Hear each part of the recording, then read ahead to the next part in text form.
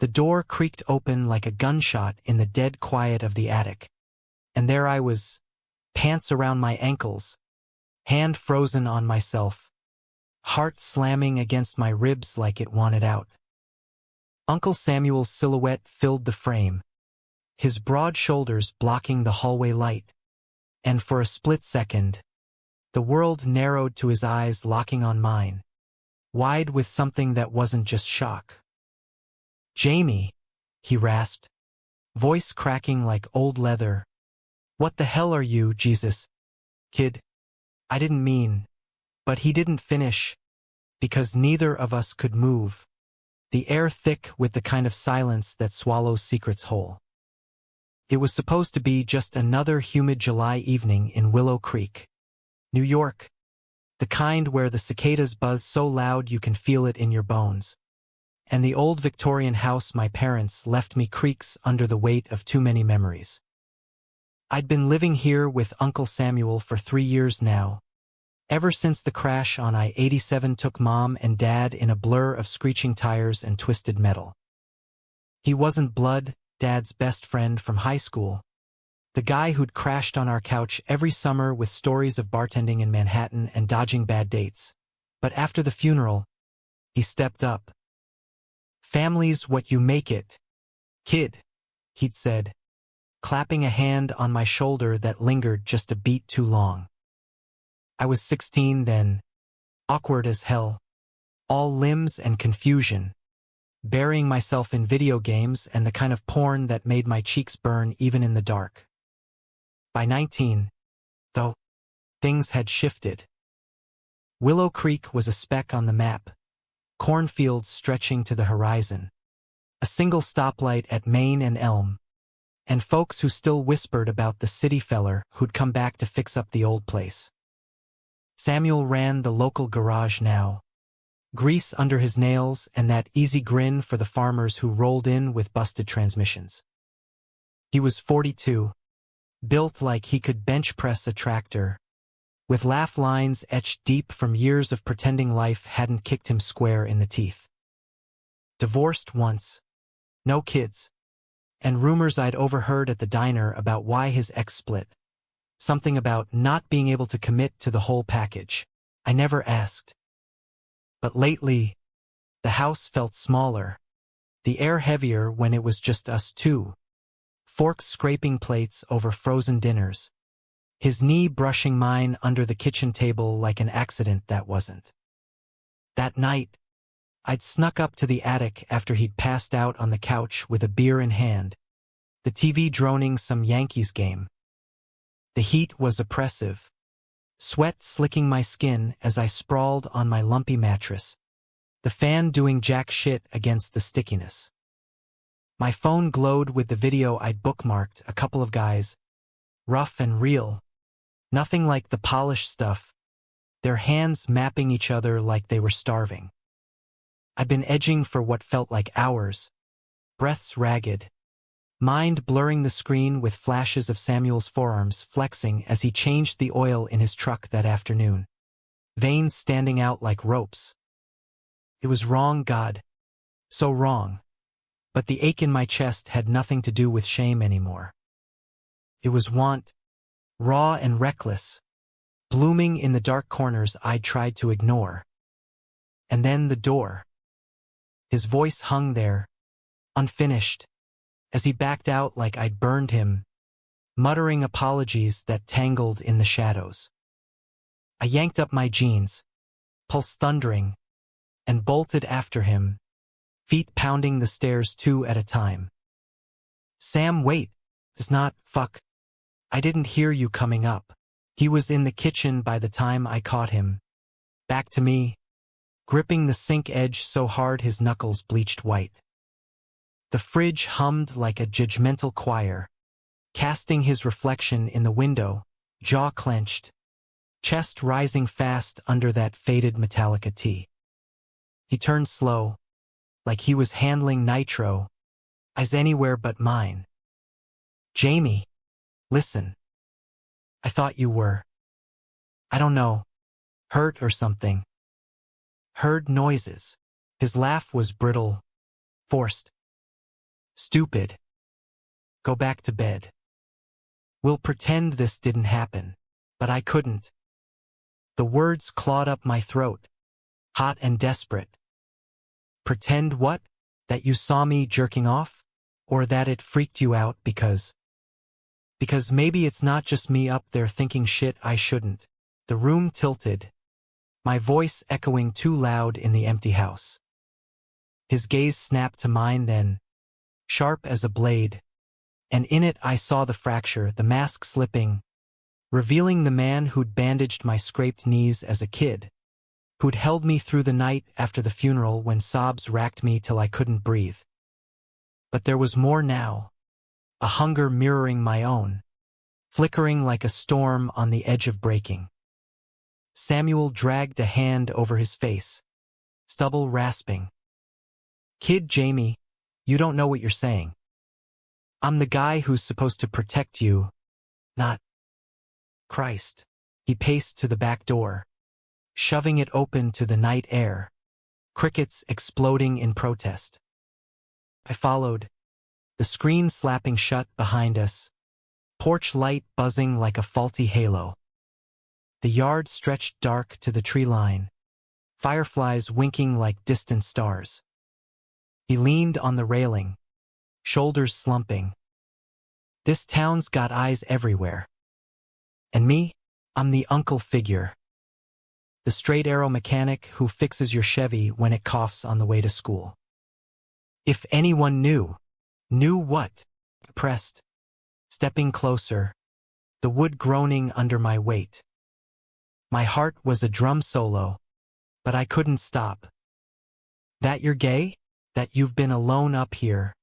Same as me, pretending every night with a bottle and bad TV? I see it, Sam. The way you look at me when you think I'm not watching. Like I'm more than the kid you took in. He whirled, face inches from mine, breath whiskey warm. Stop. Just stop. But his hand shot out, gripping my arm not to push away, but to steady us both. His thumb brushed my bicep, accidental fire, and we both froze again, the world narrowing to that point of contact. Thunder rumbled low in the distance, promising rain, and for the first time, I saw him not as Uncle Sam, the Rock, but as a man unraveling, eyes dark with the same storm raging in me. We didn't talk after that. Not really. He muttered good night and vanished into his room, door clicking shut like a full stop. I lay awake till dawn, sheets twisted, replaying the pull between us like a magnet I couldn't fight. By morning, he was gone before I woke, truck rumbling out to the garage, leaving coffee brewing and a note. Take the day. We'll figure it. Figure what? The question gnawed as I wandered the empty house, ghosts of laughter from family Thanksgivings echoing off the walls. Mom's quilt on the couch, Dad's toolbox in the hall, reminders that life here was a patchwork of loss and longing. The next week blurred in awkward tiptoeing.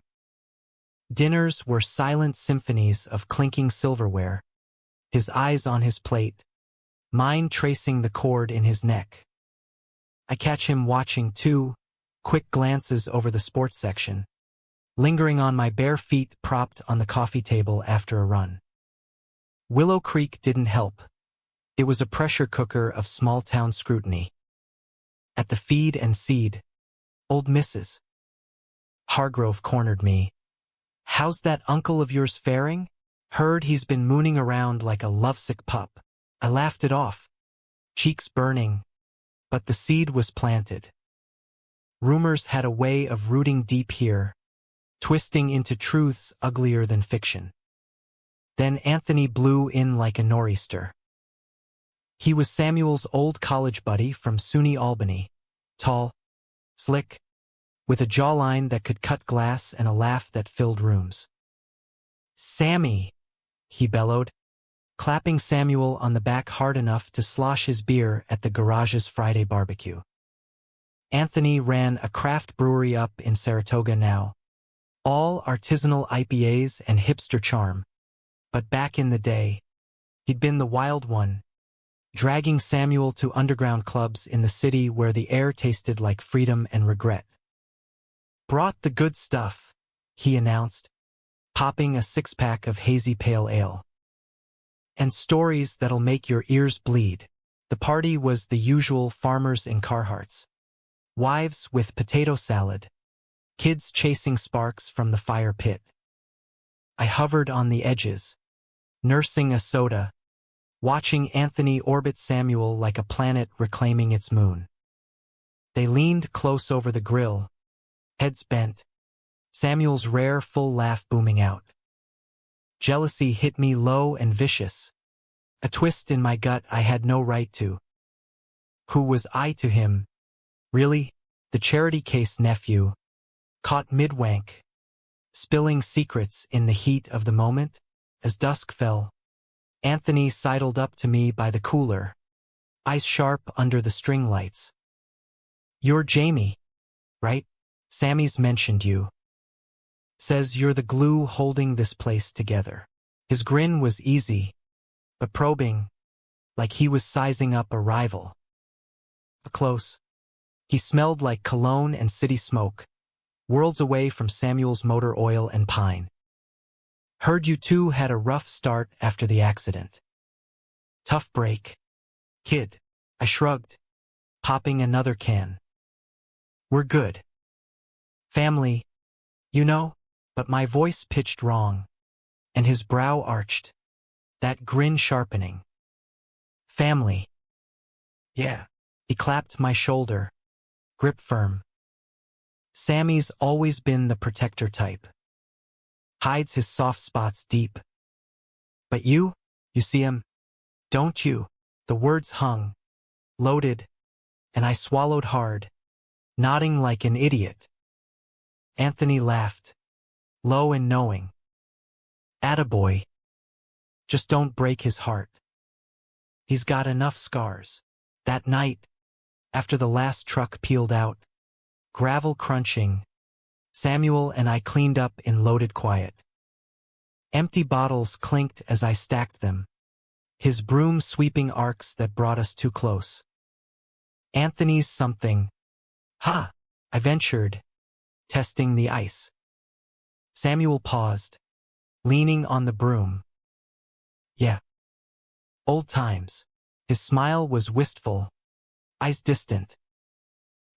"He was the one who dragged me out of my shell back in Albany. Nights at the Stonewall in knockoffs, dancing till dawn. Felt alive, you know? Before life decided otherwise." "Before what?" Pressed, heart tripping. He met my gaze, broom still. "Before I came back here. Buried it all under flannel and fix-it jobs. Safer that way."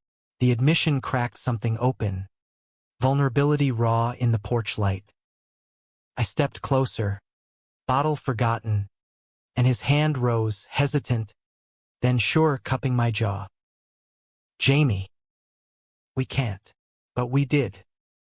His lips crashed into mine, tasting of hops and hesitation, hands fisting my shirt as thunder rolled again. The kiss was a dam-breaking, fierce, bumbling, years of unspoken need pouring out. We stumbled inside, door banging shut, bodies colliding against the wall in a tangle of limbs and gasps. Upstairs, in his room this time, not the attic shadows, we stripped away the pretense. His calloused palms mapping my skin, my fingers tracing the scars on his ribs from a bar fight long ago. "God, kid," he groaned against my neck. "You're gonna ruin me." In the afterglow, sweat cooling, his arm heavy across my waist, I whispered, "Not a kid anymore, Sam." He chuckled, breath warm on my shoulder, and for the first time, the house felt full, not haunted, but alive. But bliss in Willow Creek was a fragile thing, like frost on a windshield, pretty till the sun hit it. The next morning dawned sticky, birdsong mocking the ache in my muscles as I slipped from Samuel's bed, his snores rumbling soft behind me. Coffee brewed strong, just how he liked, and I left a mug on his nightstand, steam curling like a promise. Downstairs, I flipped through his old photo album while waiting for the garage call. Yellowed snapshots of him and Anthony, arms slung around each other at frat parties, grins wide and unscarred. One caught me, them on a fire escape in the city lights blurring below, Samuel's head on Anthony's shoulder, intimate in a way that twisted my gut anew. He rolled in around noon, grease-streaked and glowing, pulling me into a kiss that tasted like transmission fluid and home. "Missed you already," he murmured, hands sliding under my shirt, and we laughed like fools, stealing moments in the kitchen till the phone rang, a flatbed needing a tow. "Tonight," he promised, nipping my ear. No pretending, that promise held for weeks. A secret summer unfolding in stolen glances and midnight confessions. We'd drive out to the quarry after dark, truck bed lined with blankets, stars wheeling overhead as we traced each other slow and sure. Samuel opened up in fragments, his first crush on the wrestling coach in high school, the closet he'd built brick by brick after his folks disowned a cousin for the same sin. "Thought I'd die alone here," he'd say, fingers laced in mine, "till you crashed into my life," figuratively. Thank God, I'd spill too. The confusion of freshman year at the community college in Hudson, fumbling hookups that left me hollow, realizing it was his steady presence I'd craved all along. Anthony stuck around longer than expected, crashing in the guest room with excuses about scouting expansion for his brewery. He was charm incarnate, whipping up brunches with eggs Benedict that had Samuel moaning in appreciation, regaling us with tales of queer festivals in Provincetown where men danced shirtless under rainbow flags. But his eyes lingered on Samuel too long, touches brushing casual clothes, and I'd catch the old spark flare when they bantered over cards at the kitchen table. "Remember that drag show in '98? Anthony would tease, dealing another hand. "You in that feather boa, queen of the night." Samuel's laugh would boom, but his knee would press mine under the table, grounding us. One evening, after a rain-soaked shift, I found them in the living room, Anthony's arm draped over the couch back, fingers grazing Samuel's neck as they scrolled through playlists. The sight hit like vinegar in a cut, sharp and sour. "Hey," I said, louder than intended, dropping my keys on the sideboard. They sprang apart, guilt flashing before Anthony's grin slid back on. "Jamie, join the party." Sammy was just schooling me on Springsteen, Born to Run, or Born to Hide. His wink was playful, but it landed wrong, and Samuel's jaw tightened. "Anthony," he warned, low. I forced a smile, grabbing a beer. "Nah, got homework." Lit paper on Whitman. I sing the body electric. The irony burned my tongue as I retreated upstairs, door clicking soft. From the vent, their voices filtered up, Anthony's smooth persuasion. "Come on, Sam. Willow Creek's killing you slow." We could head back to the city, pick up where we left off. You and me, like old times. Silence stretched. Then Samuel's rumble. "It's different now. I've got responsibilities. To me, or to the ghost of what was." I pressed my ear harder, heart sinking as Anthony pressed. "That kid worships you." But hero worship fades. What happens when he bolts for college? Leaves you here playing house. Samuel's reply was muffled, but the tone defensive, torn, cut deeper than words. The betrayal simmered slow, bubbling up in petty ways. I'd snap at dinner when Anthony forgot to clear his plate, or linger too long in the shower, hoping Samuel would join like before. He noticed, pulling me aside one night in the hall, hands framing my face. "What's eating you?" His thumb stroked my cheek, eyes searching. "Nothing," I lied, leaning in. Our kiss started soft, reassurance, but ignited fast, his body pinning mine to the wall, hips grinding in that rhythm we'd mapped. Upstairs, we moved urgent, clothes shedding like skin, his mouth hot on my collarbone as I arched under him. "You're mine," I gasped, nails digging into his back, and he groaned agreement, pace faltering as release hit. Afterward, tangled and spent, he whispered, "Always, Jamie. Don't doubt that." But doubt had roots now, fed by Anthony's whispers. A week later, the storm broke at the county fair. Booths strung with bulbs, air thick with fried dough and diesel. Samuel had entered his '72 Chevy in the classics show, and we wandered the midway arm in arm under the guise of buddies. His pinky hooking mine when no one looked. Anthony tagged along, nursing a corn dog, his mood loose from moonshine shots. "Look at you two," he slurred at the Ferris wheel line, clapping our shoulders. "Domestic as hell. Next you'll be adopting strays." Samuel stiffened, but I laughed it off, till Anthony leaned in, breath hot on my ear. "He's using you, kid.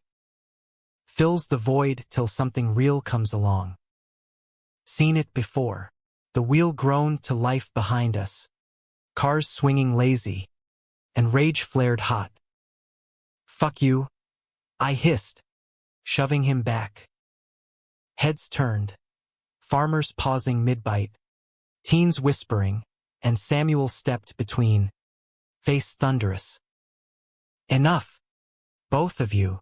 He hauled Anthony toward the parking lot, voices rising sharp over the calliope music. I trailed, fists clenched, catching fragments, pushing too hard. "Jamie's not a phase." Anthony's retort sliced clear. "Then why'd you kiss me last week in the barn?" "Old habits."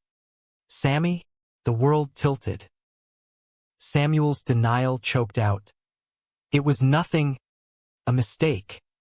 But the damage bloomed, venom in my veins. I spun on my heel, bolting through the crowd, lights blurring to streaks as tears stung. The truck was a sanctuary, door slamming like a guillotine, and I peeled out, gravel flying, radio blasting to drown the roar in my head. He found me at the quarry, headlights cutting the dark as I hurled rocks into the black water, each splash a curse. "Jamie!"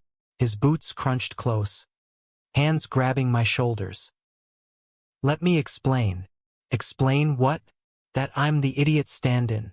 I whirled, shoving him hard. He staggered but held ground, eyes pleading. "Anthony's lying." He cornered me, drunk, nostalgic bullshit. I shut it down. His voice cracked, hands rising placating. "You're not a phase. You're everything. The reason I wake up not hating this town." I wanted to believe, lungs burning from sobs I wouldn't let free. "Then why's he still here, poisoning us?" Samuel pulled me close, arms iron bands. "He leaves tomorrow. And we talk, really talk. No more ghosts." Rain started then, fat drops smacking the dirt, soaking us through as we kissed fierce under it, salt and storm mingling. Back home, we dried by the fire, his fingers combing my wet hair, stories spilling till dawn. His fears of losing me to the city, my terror of being just a rebound. "We're building something real," he vowed, lips to my temple. Brick by brick, Anthony slunk out at first light, a curt goodbye and a six-pack left on the counter like hush money. Relief washed clean for a week. Then the whispers started. Notes on the truck, ferry mechanic and his boy toy. Spray paint on the garage door. "Aides welcome here?" Samuel's face hardened over breakfast, scrubbing it off with a fury that scared me. "Small minds," he muttered. "Ignore it." But ignoring didn't stop the calls. Anonymous, heavy breathing, slurs hissed like prayers. Or the way folks at the diner averted eyes, conversations dying when we walked in. Willow Creek was closing ranks. Anthony's parting shot a match to dry tinder. He'd blabbed, over cards at the VFW, painting us as the town pervert and his prey. Betrayal doubled, tripled, Samuel's past crashing into our present like a semi. One night, peaked. I came home from class to find him in the kitchen, knuckles split, ice pack to his jaw. "Fight," I breathed, rushing close. "Bar brawl. Hargrove's nephew called you a slur." I reacted. His grin was sheepish, but eyes haunted. I cleaned him up, antiseptic sharp, our touches tender amid the sting. "Can't keep doing this, Jamie.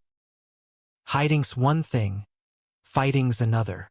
"Then don't," I said, bandaging fierce. "We leave. Together. New York City, your stories, my future." He cupped my hand, thumb circling. "And what about here, this house? Your folks' memory? We take it with us." The decision hung, electric, and we sealed it in bed slow, worshipful, bodies sinking like they'd always known the way. Packing was a ritual of release. Boxes taped shut on faded curtains, Dad's fishing rods bundled for the attic sale. Willow Creek watched with side eyes as we loaded the U-Haul. Samuel's truck hitched behind like a faithful dog. "City boys," a farmer grunted at the gas station, pumping diesel with deliberate slowness. Samuel just nodded, arms slung casual over my shoulder. Public now, defiant in the small ways. My community college transcript transferred to NYU's extension program. Dreams of graphic design flickering real. Samuel eyed job listings for master mechanics in Brooklyn, his hands itching for something beyond carburetors and gossip. The drive down I-87 was catharsis, windows down, wind whipping our hair, Springsteen crooning Thunder Road on repeat. "Here's to new roads," Samuel toasted with a thermos of coffee at a rest stop, pulling me across the console for a kiss that tasted like freedom. Manhattan loomed eventually, skyline jagged against the dusk, a concrete jungle promising anonymity and ache. We crashed in a walk-up in Hell's Kitchen, third floor, peeling paint, but with a fire escape overlooking the Hudson where we could smoke and tangle under the stars. Life revved fast. Samuel landed at a high-end shop in Chelsea, tuning Porsches for Wall Street wolves who tipped in 20s and didn't bat at the rainbow sticker on his toolbox. I dove into classes, sketching feverishly in lofts that smelled of turpentine and takeout. Nights were ours, diving into the village's pulse, hand in hand at therapy bar where drag queens lip-synced Gaga and no one cared about uncles or nephews. "This is us," Samuel murmured one night, our booth sticky with spilled cosmos, his knee pressed to mine under the table. No masks, but Anthony lingered like a bad aftertaste. A text pinged my phone mid-lecture. "Heard you're playing house. Careful. Sammy burns hot, crashes hard." Beers soon? A delete. But he showed up anyway, 2 weeks in, at our stoop with a bottle of his IPA and that disarming grin. Expansion tour, he claimed, hugging Samuel tight enough to lift him off the step. Couldn't skip the prodigal sons. Dinner was Thai takeout on the fire escape, city hum below, and Anthony spun yarns of Saratoga scandals, affairs in tasting rooms, a rival brewer caught with his pants down in the keg cooler. Laughter flowed easy at first, Samuel's head on my shoulder, but Anthony's eyes kept drifting, probing. "You two look good," he said, clinking bottles. Settled. "But Sam, remember Berlin? That hostile hookup, the one with the tattooed German? Wildest night." Samuel shifted, hand tightening on my thigh. "Ancient history, man." Anthony leaned in, voice dropping. "Is it? Saw you flinch at the garage that time. Still got that fire." The implication slithered, and I excused myself to the kitchen, heart hammering as I rinsed plates with unnecessary vigor. Their murmurs filtered, Anthony pushing. "He's young, Sam. You'll clip his wings." Samuel's snap. "My life now." "Back off." By dessert, mango sticky rice that stuck in my throat, tension crackled. Anthony clapped my back as he left. "Take care of him, kid. He's a keeper." The door clicked, and Samuel pulled me close, apologies in his kiss. "He's jealous. Always has been." We made love on the couch then, urgent and affirming, my name a mantra on his lips. But the seed Anthony planted sprouted thorns, doubts whispering in quiet moments, like when Samuel worked late and came home smelling of cologne that wasn't his. Fall deepened, leaves skittering gold in Central Park. And our rhythm held, brunches at the Waverly, lazy Sundays sketching his profile while he napped, newspapers tented over his chest. Then the call came, shattering the idyll. Samuel's phone buzzed at 2 a.m., screen glowing mom. He answered groggy, voice sharpening as words tumbled. "Heart attack. Hospital in Albany. Come now." I drove the rental upstate, his hand white-knuckled on mine, silence heavy as the thruway lights streaked by.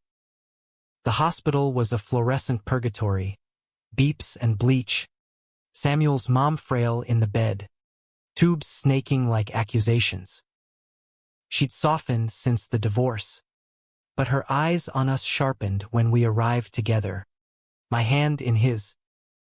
"Samuel," she rasped, post-surgery haze lifting. "Who's this?"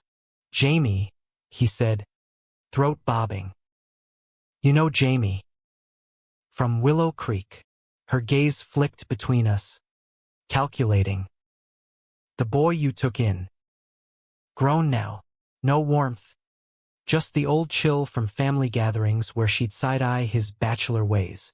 We stayed 2 days, me fetching coffees, him at her bedside relaying small talk about the city. Anthony appeared on the second afternoon, flowers in hand, playing the concerned friend. "Mrs. Rourke," he boomed, kissing her cheek. "Heard the news, thought I'd check in." His hug for Samuel was brotherly, but his whisper carried, "Need space? I can take the kid for a drive." Samuel waved him off, but I saw the fracture old loyalties tugging. That night, in the motel across the street, exhaustion cracked us. "She knows," he muttered, staring at the ceiling, my head on his chest. "About us." The way she looked. "Does it matter?" I propped on elbow, tracing his jaw. He sighed, eyes distant. "It does. She's all I got left of." Normal. The word landed like a slap, and I rolled away, back to him rigid. Jamie, forget it. Sleep evaded. The hum of semis on I-90 a lullaby of unrest. Back in the city, the rift widened subtle, Samuel pulling extra shifts. Coming home drained, our touches turning obligatory. Anthony texted more. Lunch? Miss our chats. Samuel showed me once, deleting with a shrug. Ignore the asshole. But when I found the bar receipt in his pocket, therapy, time-stamped after a solo unwind, doubt bloomed full. Confrontation brewed over pasta in our cramped kitchen, steam rising like tempers. Who were you with? I demanded, fork stabbing a meatball. He blinked, fork pausing. What? The receipt. Therapy. You said you were solo. Realization dawned, guilt flickering. Jamie, Anthony, the name cracked like glass.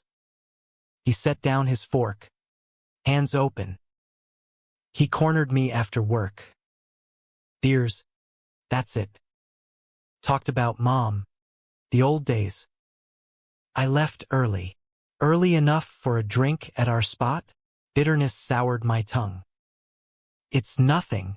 Frustration edged his voice. Why do you keep seeing ghosts? Because they're real. I shoved back, chair scraping. He's circling, and you're letting him. Am I just the safe bet?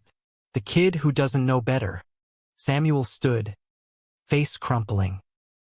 God damn it. No. You're the best thing. Then prove it. The challenge hung, and he crossed the room in 2 strides, crushing me against the fridge, kiss desperate and devouring. We stumbled to the bedroom, clothes ripping, bodies slamming in a frenzy of reclaiming.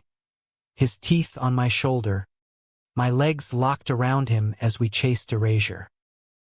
Climax hit like a wave crash, leaving us wrecked and whispering vows in the dark. No more doubts, he breathed. You're it. Winter bit hard, snow blanketing the fire escape in hush. We hosted New Year's, queer friends from Samuel's shop, my classmates with their ironic mustaches, bubbly popping, resolutions toasted. Anthony's invite went unanswered, a silent severance. But peace was illusion. In February, the bomb dropped. A letter arrived, forwarded from Willow Creek. Pink slip for the house. Unpaid taxes stacking since the crash. Bank's foreclosure notice stamped final. How? Samuel roared, crumpling it. I paid. Anthony, I said, gut sinking. He'd handled the estate paperwork as favor last year, siphoning funds to his brewery slush. Betrayal crystallized. Motive clear. Sabotage to force Samuel back. Alone. Rage propelled us upstate, unannounced, pounding on his craftsman door in Saratoga. Anthony opened in a robe, surprise morphing to smirk. Boys, to what? You stole from us? Samuel snarled, shoving the letter at his chest. The house, Jamie's inheritance. For what? To play house yourself. Anthony's facade cracked, eyes narrowing. It was a loan, Sam. For the business. You'd have paid back if you weren't playing daddy to the help. Help! I lunged, fist connecting with his jaw in a crack that echoed. He staggered, blood welling, and Samuel hauled me back, shock paling his face. Jamie, stop, Anthony laughed, wiping his mouth. See, he's feral. You deserve better. Samuel's grip tightened, voice steel. We're done. Press charges if you want, I don't care. But stay the hell away. We left him sputtering, tires spinning snow into slush, the drive back a blur of fury and fallout. The foreclosure hit like a gut punch. But it galvanized us. Lawyers consulted in fluorescent offices. Audits uncovering Anthony's embezzlement trail. Petty theft, the attorney shrugged. But provable. Sue for the house. Or walk. Samuel chose fight. Countersuit drafted. But Willow Creek's shadow loomed. The house sold at auction to a developer flipping for condos. Our roots severed clean. We build new, I said. Sketching blueprints on napkins, our own place. Someday. With a yard for the dog we'd name after Dad. Spring thawed the ice. Metaphor and literal. Cherry blossoms dusting Hell's Kitchen like confetti. Samuel testified remote for the suit. Voice steady over Zoom as Anthony squirmed in his pixelated box. Settlement rung out, restitution and a gag order. It's over, Samuel announced that night, uncorking cheap champagne on the fire escape. To us, unbreakable. Our toast led to slow dances in the living room, radio crooning Sinatra. His hands spanning my waist as we swayed, foreheads touching. Love you, Jamie, he murmured, first time spoken plain, and I echoed it back, tears pricking because it fit, finally. But scars fester. Anthony's vanishing act left echoes. Spam emails from blocked numbers. You'll regret this. Deleted unread. Worse were Samuel's nightmares. Jolting awake sweat-soaked. Muttering apologies to ghosts. I'd hold him then. Murmurs in the dark. He was wrong. You're safe.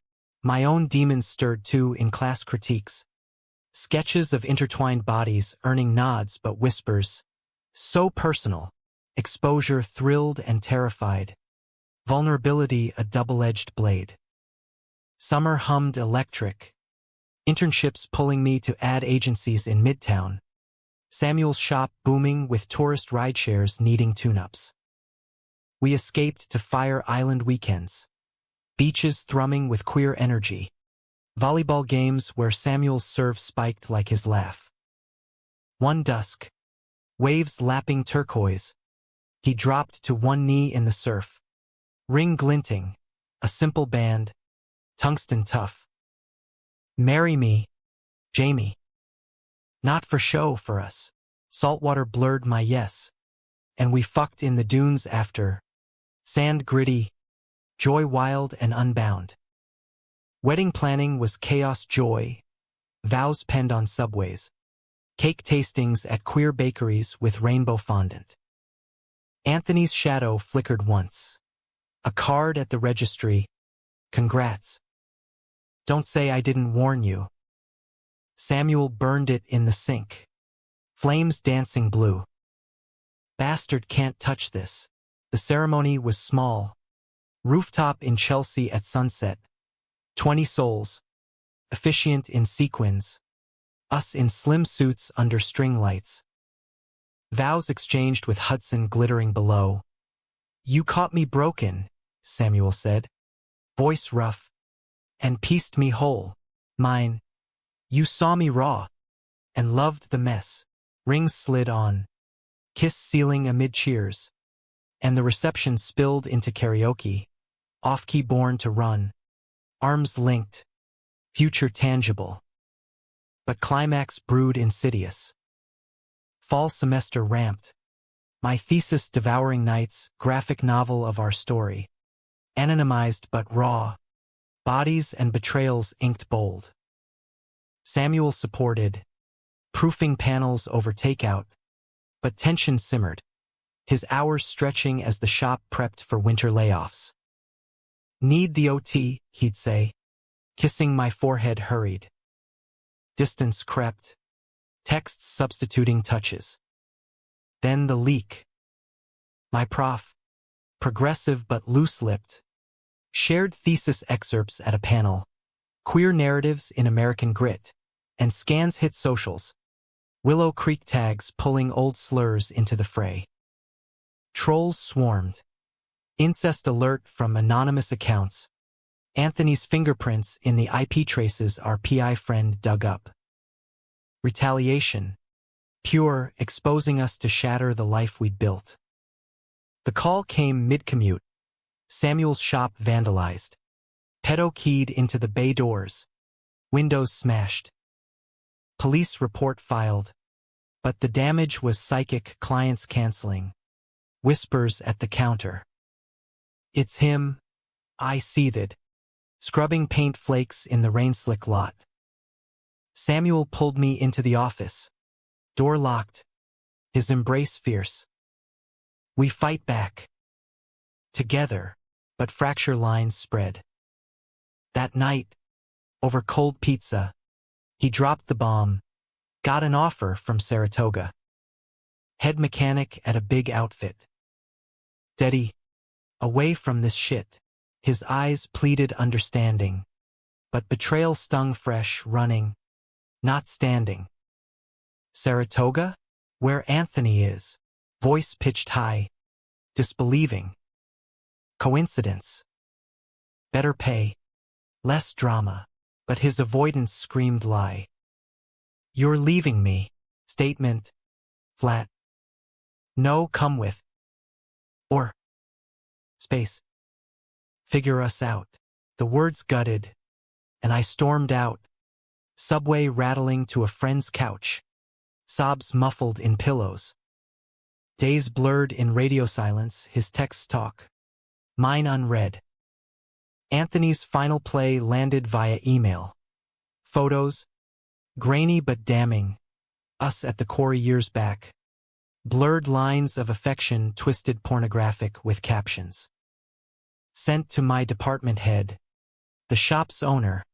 Even Samuel's mom. Blackmail's endgame. Drop the suit. Or everyone sees. Rage propelled confrontation. I drove up alone. Snow flurrying. Pounding Anthony's door till he opened. Smug in flannel. Jamie. To what do I? You're done. I shoved the phone with traces at him. Feds are next. Harassment. Fraud. Enjoy prison chic. His laugh died quick. Face ashen. Sam put you up to this? After everything. Everything? You destroyed us for ego. Fist clenched. But I held words weapons enough. He chose me. Always will. Back in the city. Samuel waited on the stoop. Nose red from cold. Heard you went. Stupid, dangerous. But pride softened his scold. Arms opening. We collapsed inside. Confessions tumbling. His fear of losing me to ambition. My terror of being the phase. No more running, he vowed. Forehead to mine. We face it, cops. Trolls. All. Climax crested that week. Press conference at the center. Us hand-clasped. Statement read. Our love. Forged in loss. Unbreakable by hate. Media swirled. Headlines from out to local rags. Gay couple fights back against smear. Anthony arrested Dawn next. Charges stacking like dominoes. Willow Creek receded. A bad dream. Winter's grip loosened, grudging into spring again. Trials and testimonies, a gauntlet we ran tandem. Anthony's plea deal. Community service. Restitution doubled. Felt hollow justice. But closure nonetheless. Samuel sold the shop lease. Pocketing enough for a down payment on a brownstone in Harlem. 2 bedrooms. Garden plot for tomatoes like mom's. Roots, he said. Hammering the sold sign that first night. Me sketching the yard from the stoop. My thesis evolved, awkward moments. Graphic memoir half-veiled. Published indie to quiet acclaim. Panels of Corey kisses. Attic confessions. Anthony's shadow as a specter inked noir. Signings at bookstores drew crowds. Queer kids with wide eyes. Older couples nodding recognition. You gave us words, one teen whispered, and Samuel's hand squeezed mine under the table, pride beaming. Life settled into rhythms deeper than before. Mornings. Him brewing pour-over, me sketching over toast, knees bumping domestic. Evenings. Runs along the reservoir, then dinners experimental, his meatloaf bested only by my pad thai fails. Anniversaries marked bold, Fire Island rematches. City escapes to the cloisters where medieval tapestries whispered of forbidden loves enduring. Conflicts lingered, humanistic in their grit. Samuel's mom visited once. Tentative bridge over chasm. Awkward tea in the garden. Her hand patting his. You look happy, son. No full embrace, but thaw enough. My own family ghosts visited in dreams. Mom's voice approving. Love fierce. Baby. Therapy helped unpack the baggage. Joint sessions where we dissected betrayals, rebuilding trust thread by thread. One autumn eve, crisis tested anew. Samuel's truck hydroplaned on black ice en route from a parts run. Fender bender. Nothing fatal, but hospital lights flash déjà vu. I raced crosstown, heart in throat, bursting into the ER bay to his sheepish grin. Neck braced. Just a scratch, he croaked, but tears betrayed my fear. In the quiet room after, monitors beeping steady, I gripped his hand. Don't scare me like that. Can't lose you. Won't. His thumb stroked my knuckles. We're tougher than trucks. Laughter bubbled. Release. And we talked till dawn, fears of fragility, joys of the now. Discharge brought us home changed. Cherishing sharper. Slow dances in socks. Whispered gratitudes before sleep. Years folded forward. I freelanced illustrations for The Advocate. Covers bold with intertwined silhouettes. Samuel apprenticed at a custom bike shop, forging Harleys for riders who roared approval. We adopted Milo, a mutt with one ear floppy, who claimed the garden as throne. Talks of kids surfaced, surrogacy dreams, fostering queer youth, humanity's thread weaving wider. Betrayal's echo faded to lesson. Love not blind, but eyes wide, choosing daily. Anthony vanished into obscurity. Brewery sold. Last whisper a LinkedIn profile scrubbed clean. We glimpsed him once. At a pride rally upstate, crowd surfing distant. Face lined but free. No words passed. Forgiveness unspoken, but peace in the letting go. The most dramatic scene etched memory. That quarry dusk. Years on. Anniversary pilgrimage. Truck parked crooked. Blankets spread. Milo chasing fireflies as sunset bled orange. Samuel pulled a thermos. IPA we'd brewed home. His recipe tweaked mine. To awkward moments, he toasted, clinking my bottle. To what changed everything. Laughter mingled with crickets. And we lay back, his head on my chest, stars pricking the fade. Regret nothing? I asked. Fingers in his hair, now more silver than salt. Not a damn thing. His hand found mine. Ring warm. You? Never. Kiss soft. Then deepening. Bodies familiar yet electric. Love's evolution. From spark to steady burn. In Willow Creek's shadow, Manhattan's roar, we'd carved home. Not perfect, but profoundly ours. Human frailty wove through, arguments over dishes, silences after bad days, but romance anchored, dramatic in quiet acts. Coffee runs at dawn, notes in lunch bags miss your face.